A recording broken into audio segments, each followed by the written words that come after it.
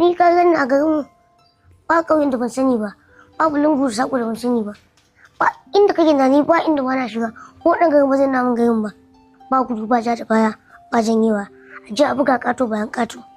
Sunana Honorable Mahmud Salisu Buba, wanda aka fi sani da abin al'ajabin Zazzau, kuma abin al'ajabin ƙasar Hausa, ɗan takarar majalisar tarayyar Abuja da sabon Rufai Constituency, Kaduna, Najeriya.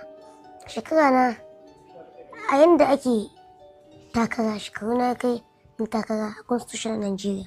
Shekaru na sun fi 25. Gaskiya akwai abubuwa da yawa don duk inda mutum zai samu tausisi ya taimakiwa ne a ji daɗi. Kaku ai shi ma confidence ne, ko ba haka bane? Wata muna taimaka wa al'umma, muna ba da scholarship, muna abubuwa da yawa. Tun ba mu kai haka ba, tun naira wani 500 ba mu sha'awa, yanzu kuma gashi ya zo ya zama labari. Na samu suna abin al'ajabi ne tun ina secondary school. Akwai wata ana ce mata Hajiya Binta Kowa, da muka ɗan yi wasa haka sai su ce kai dai abin al'ajabi ya kamata a baka, abin al'ajabi ya kamata a baka. Na ce to shikenan Hajiya Binta.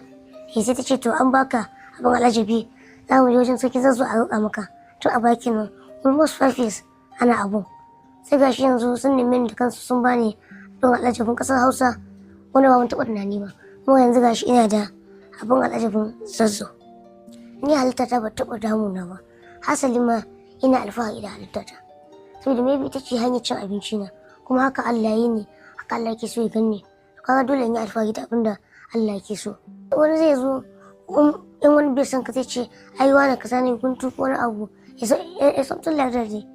Dan kaga ko babana haka yake, but amma shi ya fi ni. Kakana da ya babana haka yake.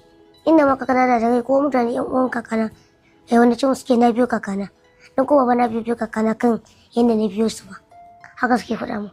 Family na da yan uwana kowa da kowa suna Zaria, ƙannina da wanda ma na girme su da kuma marayu wanda nake riƙe da su wajen ƙwara 20 a nan Zaria. Ina business, ina da professions da yawa a garin, ina ba mutane, ko ina da mashina na kan bada haya ko in ba mutum ya je ya kawo balance a sallame sa. Bayan shi ina da kantuna da shaguna na sai da kayan amfani na gida da na waje a kullum da kullum. Ni zuwa Najeriya ba inda ba na iya tunkara, direct ba inda ba iya tunkara. Ni da mutum da ya tunkara president direct, to ba wanda ba zai iya tunkara ba.